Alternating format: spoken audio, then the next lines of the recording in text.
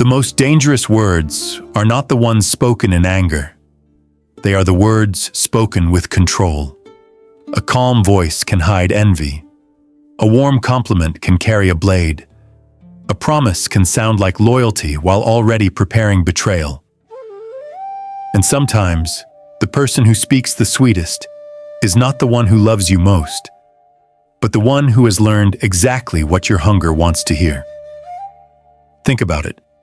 A person's mouth can say, "I'm happy for you," while their eyes measure what you have. A person can say, "I only want the best for you," while slowly guiding you toward what benefits them. A person can say, "Trust me," at the very moment you should begin watching more carefully. So stay with me until the end, because the deeper signs are not obvious at first. The first signs are in the words. The later signs are in the timing, the pressure, the silence, and the way a person's speech changes when your value changes. And if this channel has ever helped you see people more clearly, consider subscribing, quietly, without pressure. Some lessons are not learned in one video. They are learned over a lifetime. Welcome back to Guiguzi Strategic Wisdom. I'm David Welbeck, the writer behind this video. Today, I want to sit with you and talk about something that has cost people friendships, marriages, opportunities, money, peace, and years of their life. How the way someone speaks reveals their true intentions. Not because words are always honest. They are not. But because words carry traces. They carry pressure. They carry hunger. They carry fear. They carry the small movements of the inner life before the face has time to arrange itself. A person may polish their appearance. They may rehearse their manners. They may learn the right phrases, the right tone, the right smile, the right way to sound humble, loyal, generous, or wounded. But speech is not just vocabulary. Speech is timing. Speech is selection. Speech is what someone avoids, what they exaggerate, what they repeat, what they rush, what they soften, and what they refuse to answer directly. This is where most people get it wrong. They listen only to what is said. Wise people listen to why it was said at that moment. There is an old strategic truth hidden in human nature. Before someone moves the hand, they often move the mouth. Before they take action, they test the field with words.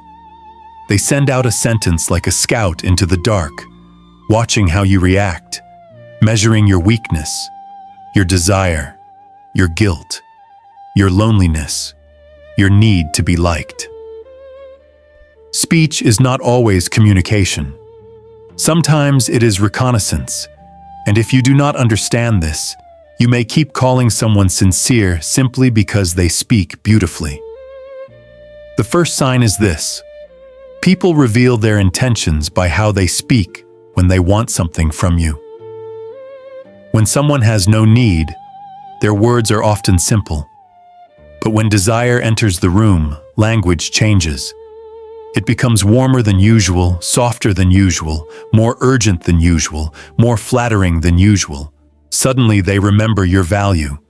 Suddenly they respect your opinion. Suddenly they speak as if there is a deep bond between you, even though yesterday they barely had time for your existence. That is not connection. That is appetite wearing the clothes of affection.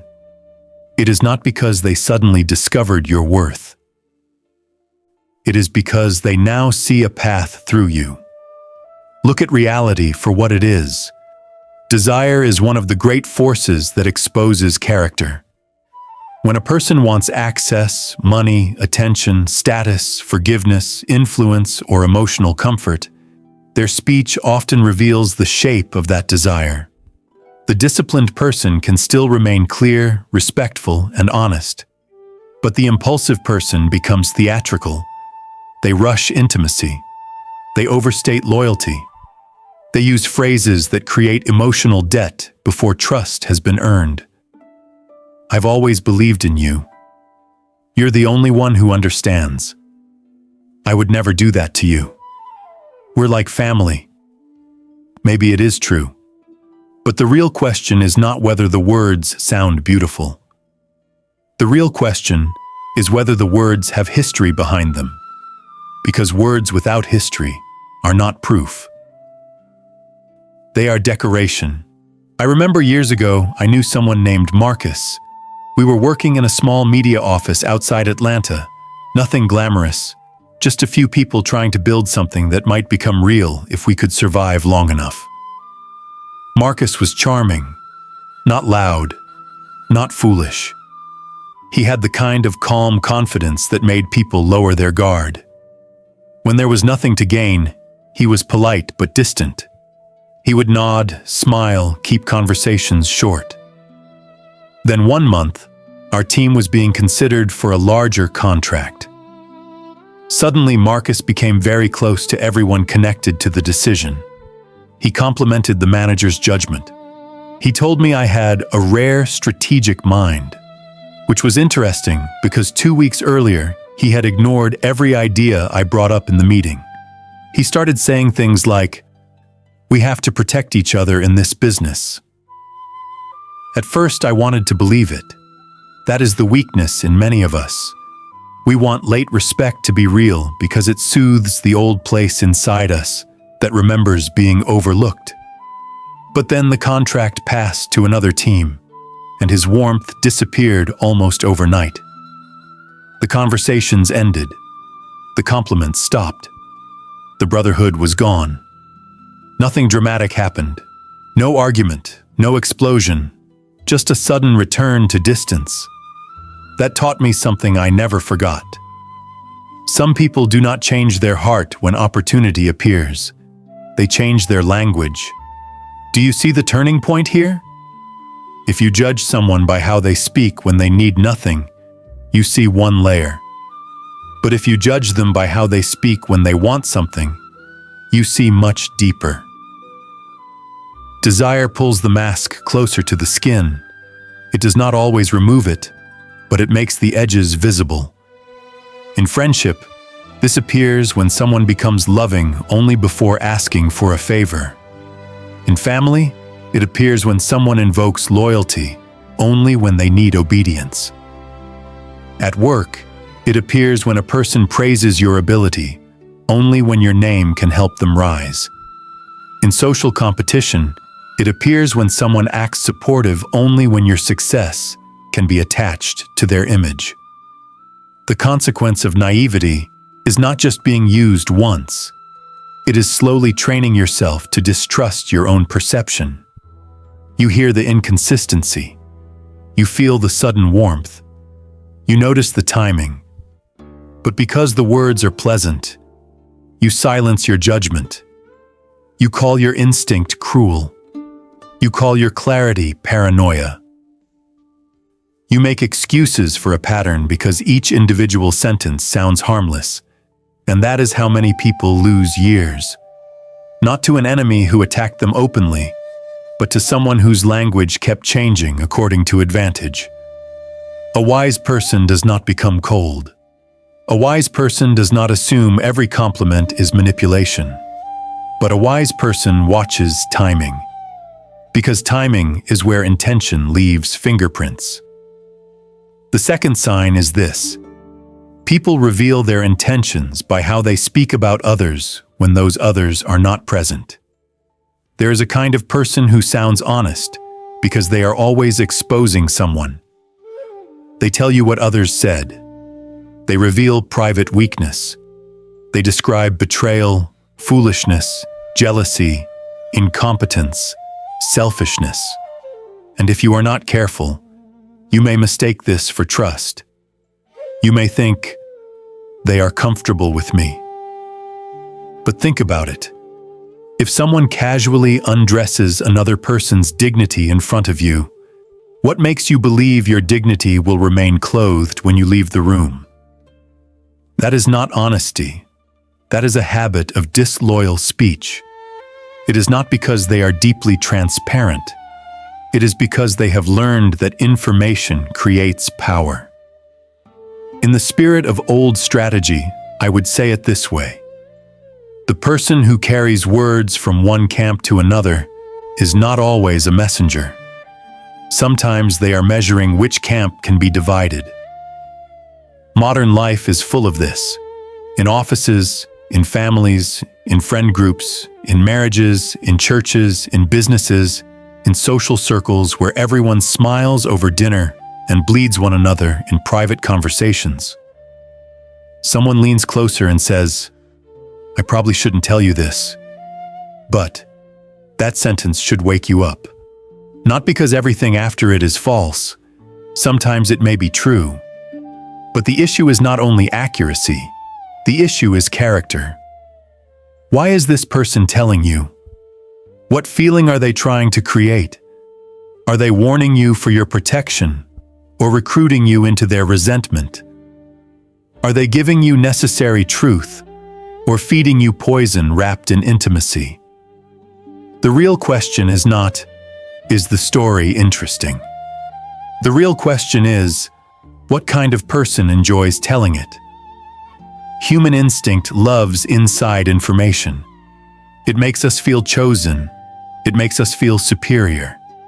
It makes us feel safer than the person being discussed. And this is where the trap forms. Gossip flatters the listener. It says, "You are special enough to know what others do not know." But the price is subtle. Once you accept the poisoned gift, you become part of the pattern. You begin to see people through fragments. You judge before you understand. You take sides before you see the whole field. You become emotionally indebted to the person feeding you information. And later, when they turn that same habit against you, you act surprised. But the warning was there from the beginning. The way someone speaks about absent people reveals how they handle power when accountability is missing. Anyone can be respectful face to face. That is easy. Social pressure trains people to behave.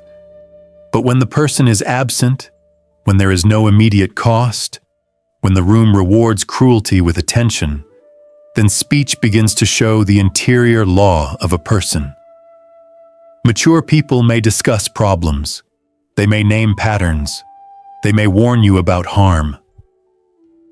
They may say hard truths with clarity. But they do not enjoy reducing people. They do not need to make another person smaller just to feel significant. They understand that words spoken in private still shape the speaker. Fake people use concern as a costume. I'm only saying this because I care. Maybe. But care does not always need an audience. Care does not always come with a smirk. Care does not always collect details and distribute them like currency. This is where most people get it wrong. They think betrayal begins when a secret is revealed. No. Betrayal begins when someone becomes comfortable treating another person's private life as material. In a family, this may look like a relative who speaks kindly at the table but privately turns every weakness into a story. In friendship, it may look like someone who bonds through criticism, so the relationship only feels alive when a third person is being sacrificed.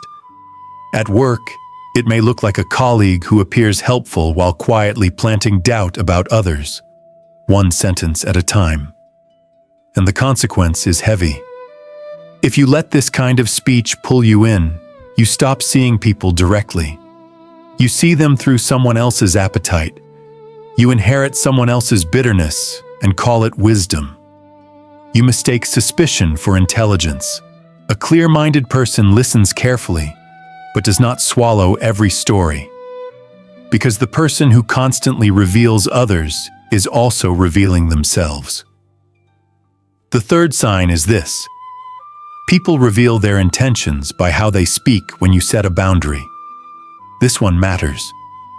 When everything is easy, most people can sound respectful. When you agree, when you comply, when you make yourself convenient, when you answer quickly, forgive quickly, give quickly, and adjust yourself around their moods. They may call you mature. They may call you kind. They may call you different from everyone else. But say no once. Delay one request. Ask for clarity. Refuse to be rushed. Protect your time. Then listen. Not to the first sentence, but to the change in tone. There's a strategic truth here. Pressure does not create character. Pressure exposes the character that comfort allowed to hide. Someone who truly respects you may feel disappointed when you set a boundary. That is human. But they will still leave your dignity intact. They may ask questions. They may need time. They may even disagree. But they will not immediately punish you for having a self. A fake person speaks differently. They become wounded too quickly. They accuse you of changing.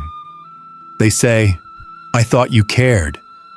They remind you of what they did for you. They turn your boundary into betrayal. They make your self-respect feel like cruelty. That is not love. That is control losing access. It is not because you harmed them. It is because your clarity interrupted their convenience. Think about it. A person who benefits from your lack of boundaries will often call your boundaries selfish. The moment you stop being easily available, they do not ask, "Have I been taking too much?" They ask, "Why are you doing this to me?" This is one of the oldest patterns in human nature. People often confuse access with affection. They confuse obedience with loyalty. They confuse your sacrifice with proof that the relationship is real. And when you finally begin protecting yourself, they feel robbed of something they never had the right to own. In marriage, this can sound like, "After everything we've been through, now you want space?" In friendship, it can sound like, "You never used to be like this." In work, it can sound like, "I thought you were a team player." In family, it can sound like, "So now you think you're better than us?" Do you see the turning point here?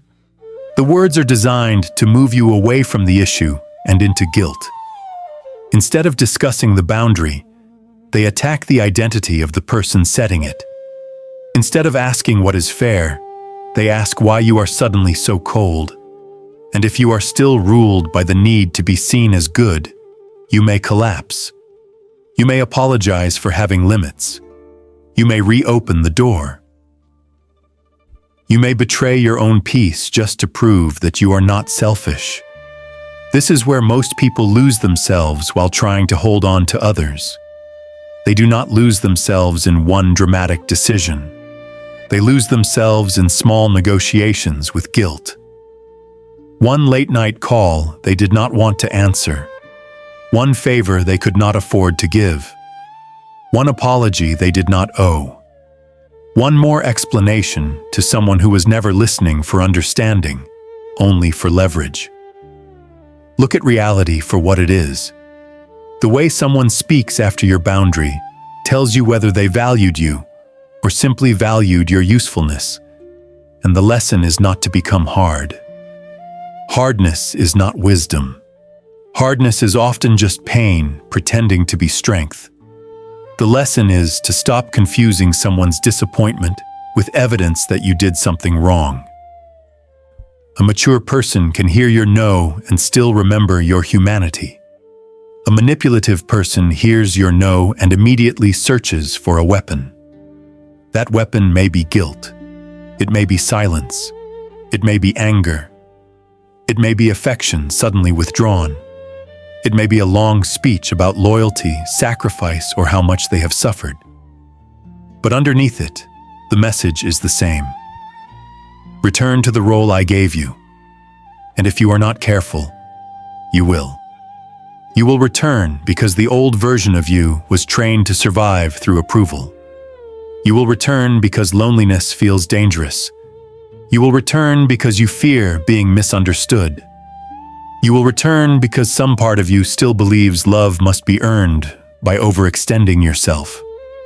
But wisdom begins when you hear the pressure behind the words, not the volume, the pressure. Because some people do not shout when they control you. They sigh. They look hurt. They speak gently. They make their disappointment sound holy. And you must be clear enough to know the difference between someone's pain and someone's strategy. The fourth sign is this: people reveal their intentions by how they speak when you succeed. Success is a strange mirror. It shows you who was clapping for you and who was only comfortable when your dreams were theoretical. Before you rise, many people will encourage you. They will say, "You can do it." They will say, "You deserve more." They will say, "I believe in you." And often, they mean it. Because at that stage, your ambition does not threaten their self-image. Your future is still far away. Your value is still hidden. Your success is still a concept, not a fact. But once life begins to answer you, once your discipline starts producing results, once your name is mentioned in rooms they wanted to enter, once your confidence becomes visible, the language changes. Now the praise becomes smaller. "I guess things worked out for you. Must be nice. You got lucky. Don't forget where you came from. You're different now." That is not humility speaking. That is comparison in disguise. It is not because your success harmed them. It is because your movement forced them to face their own stillness. In the spirit of strategic wisdom, I would put it this way: when the fruit appears, the hidden insects come out of the bark. Not everyone who criticizes your success is an enemy. Sometimes people warn you because they love you. Sometimes they see pride rising in you before you do. Sometimes they remind you of your roots because they do not want you to lose your soul. You need those people. You should cherish them. But there is another kind of speech. It does not correct you with love. It diminishes you with discomfort. It does not call you back to character. It calls you back to smallness. It does not say, "Stay grounded." It says, "Stay beneath the version of you that makes me comfortable." The psychology behind this is simple, but painful. Your success can become evidence in someone else's private trial against themselves. They look at your discipline and feel accused. They look at your opportunity and feel abandoned by fate. They look at your growth and feel the cost of their own delay. And instead of facing that honestly, they turn their discomfort into commentary. This is why some people become strangely wise when you begin doing well. They have advice for every move. They see danger in every opportunity.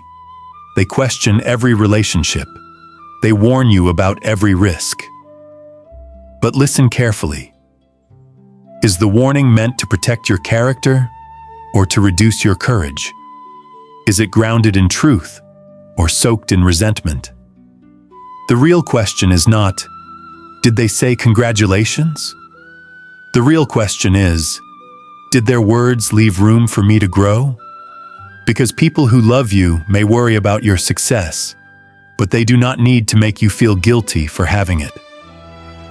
At work, this appears when a colleague praises your effort until you receive the promotion. Then suddenly, your ambition is political.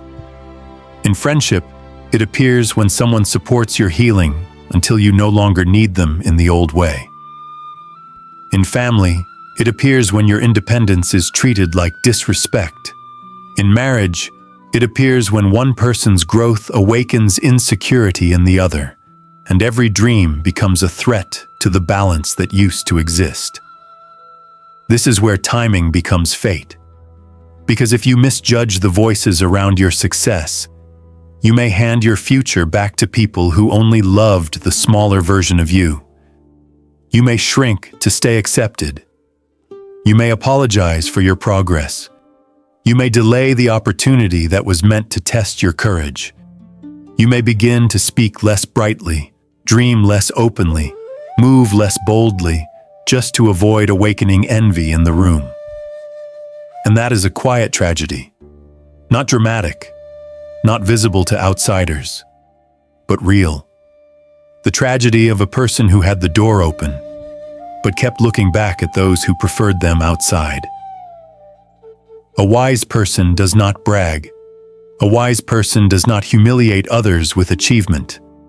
A wise person remembers that success without humility becomes its own kind of failure. But a wise person also does not confuse humility with self-erasure. There is a difference between staying grounded and staying small, and the way people speak when you succeed will often tell you which one they are asking from you. The fifth sign is this. People reveal their intentions by how they speak when truth costs them something. This is the deepest one, because almost everyone respects truth when truth is convenient. Almost everyone praises honesty when honesty protects their image. Almost everyone says they value loyalty, integrity, maturity, and accountability when those words make them look noble. But when the truth threatens their advantage, listen closely. This is where the voice changes. Some people become vague, some become emotional, some become philosophical all of a sudden. Some begin talking about how complicated everything is. Some shift the subject toward your tone, your timing, your flaws, your past mistakes. Some give long explanations that create fog instead of clarity. That is not depth. That is escape. It is not because the matter is impossible to understand. It is because clarity would cost them something they still want to keep. A person may say, "I never meant to hurt you," when the real issue is not whether they meant to hurt you, but whether they are willing to face what they did. A person may say, "You're taking it the wrong way," when the real issue is not your interpretation, but their unwillingness to answer directly. A person may say, "Let's not make this bigger than it is," when the real issue is that they made it big through their own choices, and now they want you to carry the burden of making it small. Think about it. When people are innocent, they may be hurt, confused, or defensive for a moment. That is human. But after the first wave passes, honest people move toward clarity. They may not speak perfectly. They may not have all the right words, but they try to make the ground solid again. Fake people move toward fog. They make you chase the point. They make you explain the obvious. They make you feel harsh for naming what happened. They make the conversation so exhausting that eventually you begin to wonder whether peace is worth more than truth. And sometimes, because you are tired, lonely, afraid, or still attached to what you hoped the relationship could be, you accept confusion as closure. That is how people lose themselves, not only through betrayal, but through the slow erosion of their own certainty. Look at reality for what it is.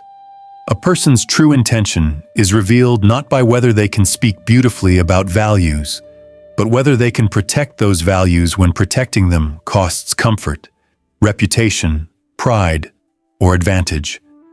In business, this appears when someone promises fairness until money enters the room. In family, it appears when someone preaches unity until accountability touches them personally. In marriage, it appears when someone says they want honesty, but punishes every honest conversation with anger or withdrawal.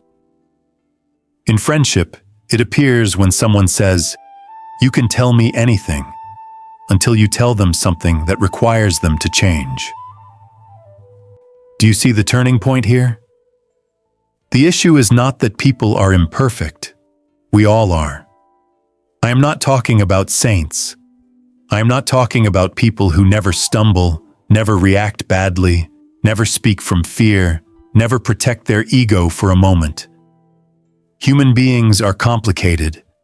Pain can make people clumsy. Shame can make people defensive.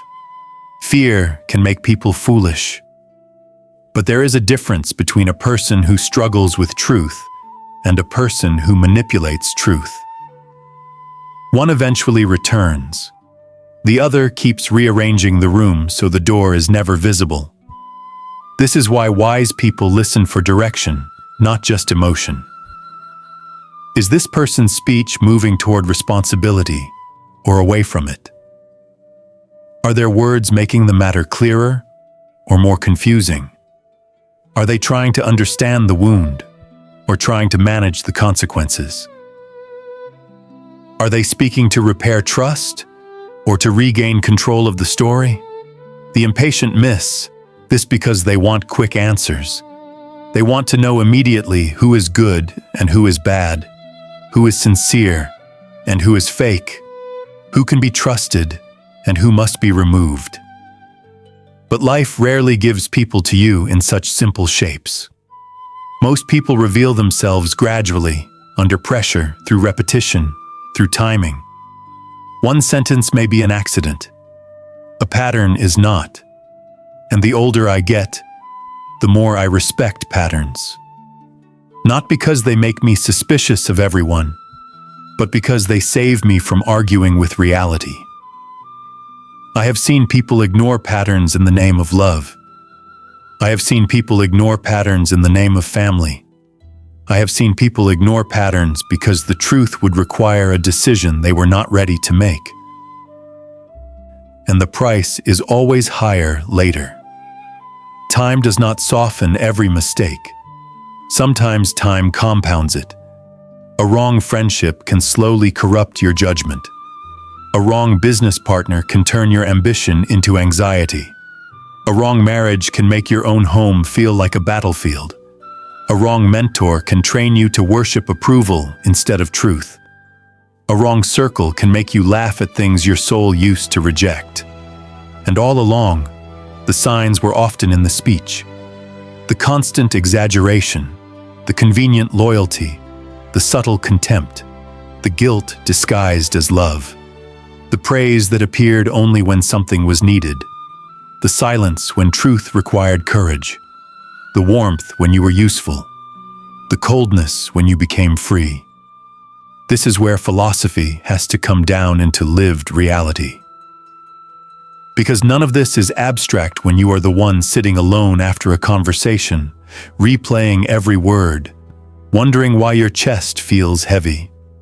It is not abstract when you are at work, watching someone smile in the meeting after privately undermining you. It is not abstract when you are in a family where love is spoken loudly, but respect is given conditionally. It is not abstract when you are married to someone who says the right words in public, but turns every private truth into a punishment. It is not abstract when you realize you misjudged someone because you listened to their performance instead of their pattern. There is a loneliness that comes from seeing clearly. People do not talk about that enough. When you begin hearing intention beneath language, you may feel separated from the old ease of believing everyone. You may stop laughing at certain jokes. You may stop sharing certain dreams. You may stop explaining yourself to people who only listen for weakness. You may lose access to rooms where your old innocence made you welcome. But that loneliness is not always punishment. Sometimes it is the space where your judgment is being rebuilt. The cost of misjudging people is not only that they hurt you. The deeper cost is that they pull you away from your own center. They make you question what you saw. They make you doubt your instinct. They make you trade peace for approval, clarity for attachment, discipline for comfort, timing for impulse. And once you lose your center, even opportunity can become dangerous, because you will choose the wrong moment. You will speak when you should wait. You will trust when you should observe. You will forgive without wisdom. You will confront without strategy. You will stay too long because leaving feels cruel. You will leave too soon because fear has made you impatient. The wise person does not simply listen to words. The wise person listens to the relationship between words, timing, pressure, and action. That is the quiet rule. Words reveal intention when you know where to place them. A compliment before a request is not the same as a compliment after years of loyalty. An apology without change is not the same as remorse. A promise under pressure is not the same as a commitment proven over time. A confession that protects the speaker is not the same as truth that restores the bond. A person saying, "I love you," while violating your peace is not the same as love. That is not cynicism. That is discernment. So what truly reveals a fake person? Not one mistake, not one awkward sentence, not one defensive moment, not one bad day.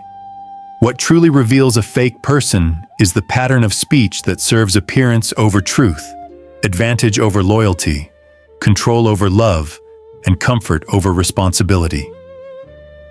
A fake person speaks differently depending on what they can gain, what they might lose, who is watching, and how much power you currently have in their life. They flatter upward. They criticize sideways. They pressure downward. They apologize vaguely. They promise loudly. They explain endlessly. But when it is time to act with clean intention, they become difficult to find. What should a wise person actually watch for? Watch timing. Watch consistency. Watch what changes when you say no. Watch how they speak about people who cannot defend themselves. Watch whether their words become clearer when truth matters, or more confusing. Watch whether they can bless your growth without trying to own it. Watch whether they use your goodness as a bridge or as a handle. And most of all, watch what their speech does to your inner life. After speaking with them, do you feel clearer, even if the truth was hard? Or do you feel tangled, guilty, diminished, and unsure of your own reality? That question matters, because sincere people may challenge you, but they do not need to make you smaller in order to feel safe. Why do so many people mistake performance for sincerity? Because performance is often easier to receive than truth. Performance flatters our desire. It tells us we are special. It gives us quick warmth, quick certainty, quick belonging. It sounds like the relationship we wanted before the relationship has earned that depth. And when life has made you tired, lonely, or hungry for recognition, beautiful words can feel like water in a dry place. But not every cup should be drunk. Some things that soothe you today will weaken your judgment tomorrow. Maturity is learning to hear the difference. A mature and wise person is not a saint, not perfect, not above emotion, not untouched by longing, fear, ego, regret, or desire. A wise person may still hope too much sometimes. They may still misread someone. They may still give one more chance than they should have. But they learn. They know what matters. They know what to protect. They know what to let go of. They know when to wait, because not every truth must be answered immediately. They know when to act, because not every pattern deserves another season of patience. They understand that self-control is not silence. It is choosing the right word at the right time, from the right place inside yourself. They understand that restraint is not weakness. It is power that has learned not to waste itself. They understand that fate often turns on small moments. The sentence you believe, the warning you ignore, the boundary you set, the apology you accept, the silence you finally stop explaining away. So listen carefully, not with fear, with clarity. Do not become suspicious of every person who speaks kindly. Do not become hard just because you have been fooled. Hardness can protect you from pain, but it can also protect you from love. The goal is not to close your heart. The goal is to open your eyes, because the right people do exist. People who speak with consistency, people who can be honest without cruelty, people who can disagree without contempt, people who can respect your boundary without punishing you for it, people who can celebrate your growth without secretly wishing you would return to who you were. When you find such people, value them. Protect those relationships. Do not let the bitterness caused by fake people blind you to the rare dignity of real ones. But until you know the difference, watch the speech. Watch the timing. Watch the pressure. Watch the pattern. A person's true intention is rarely hidden forever. It leaks through the mouth, especially when desire, envy, fear, power, or loss enters the room. And once you hear it clearly, do not argue with what has been revealed. Thank you for staying with me until the end. This is Guiguzi Strategic Wisdom, and if this reflection gave you clarity, subscribe if you have not already. Share it with someone who may need to hear it before they give their trust too quickly. And leave a comment about what you have noticed in your own life. Because sometimes another person's experience becomes the warning someone else needed. Continue the journey with us. There are still many quiet laws of human nature worth seeing clearly. I'm David Welbeck, the writer behind these videos. I'll see you in the next one.